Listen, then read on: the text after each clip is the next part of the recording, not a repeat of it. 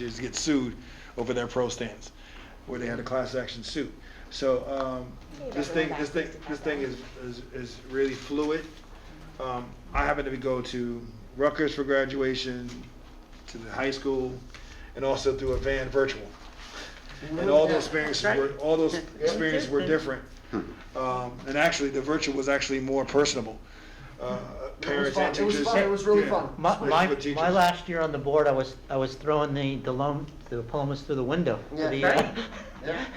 That was fun. You know, that first year we actually had a drive-through More graduation. connected. It was personal.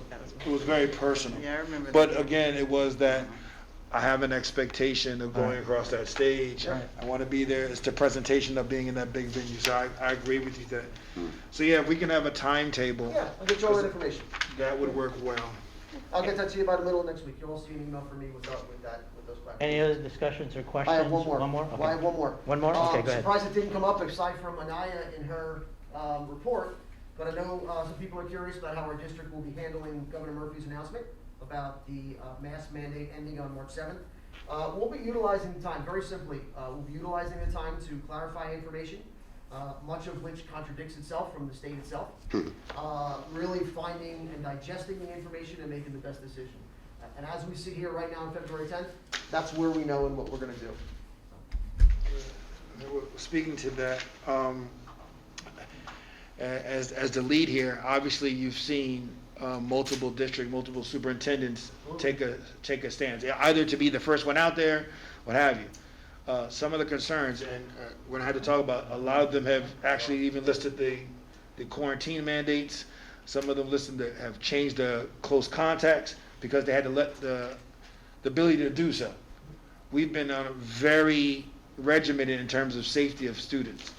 I hope we still follow those things, but there seems to be a lot of leeway that the superintendent can impose in doing so. And I mean, honestly, they've actually stated, even if you had a close contact, you're negative, you can come to school. We don't go, forget the quarantine. It's self-evaluation now. There's a lot of things. We're lifting masks altogether, but obviously you would have to go on the bus because there's a federal mandate to wear a mask. So there's a lot of things. Mr. Rubin, you're going to be very busy with that. So again, in talking about that, how much is it enough time? Because the governor's order is March 7th. That's our meeting is after that. Okay, with that said, I'd like to, we move back to executive session. So, be resolved that the board adjourn to executive session for the purpose of review and discussion of personnel agenda, litigation, HPL monthly reports, and other matters pursuant to law, NJSA 10:4-12B. No action will be taken. And no action will be taken. Second. All in favor? Aye. Any opposed? Okay, we will resume executive session.